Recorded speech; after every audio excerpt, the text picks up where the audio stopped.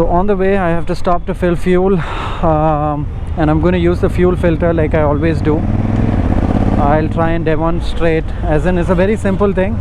The reason why we use it is purely because of you know, there's a lot of contents that should not be entering the fuel tank, which is part of every petrol bunk, unfortunately. Even so, I normally fill in Shell,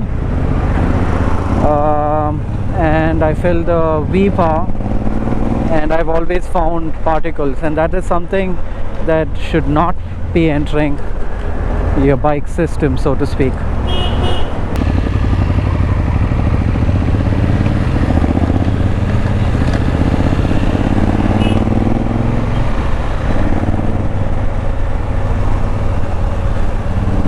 So I'm going to stop in Shell. Arjun's going to continue. Need to fill fuel. I have half a tank, but I prefer having it full only because, you know, I don't know what's going to happen during the lockdown, how many bunks are going to be open. See you. So yeah. So now this is what you do. You ask them to stop. 1 minute, sir. And then you just check quickly.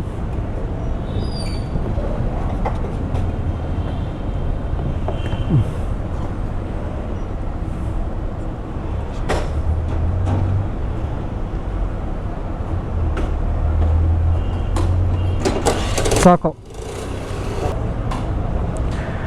I'm done with do you see that? Do you see that? That's water. If it were fuel, it would let it go down easy. Do you see there's no droplet on the ground as well? That's because that's water. So I don't think I mean, you're investing what, $1,200 for the next 8-10 years. I suggest you get it. It slows down the whole fueling up process a bit, but that's because it's filtering it out for you. Just make sure you seal it up so that, you know, all of the petrol smell doesn't take over the box or whatever it is that you're carrying it in. So I don't carry this in the top box always, of course, except when I know I'm going to fill up. That's the only time I do it. So why do I have straps on the top box? I'm sure people might ask that question. So when you do a lot of off-road, there's a lot of vibrations that your top box suffers or is put through, and all of that stress is here. So what these do is essentially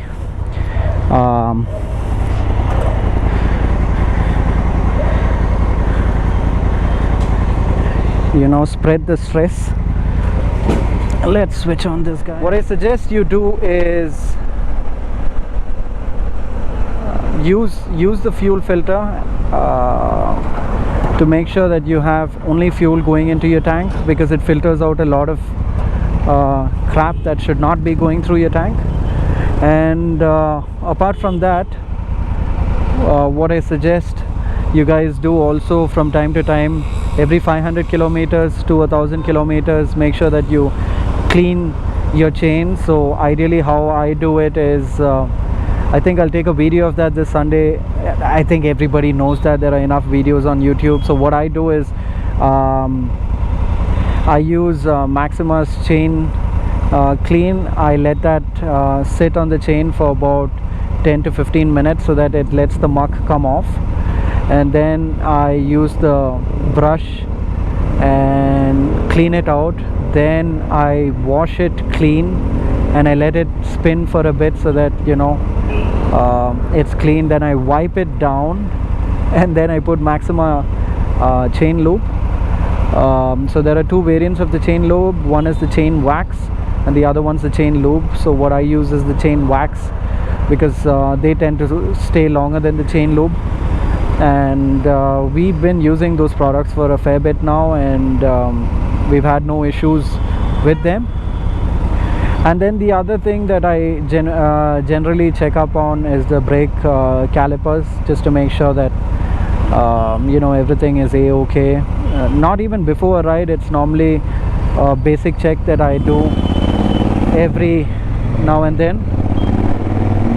And yeah, so that's about it. I mean, there's nothing else to really speak about.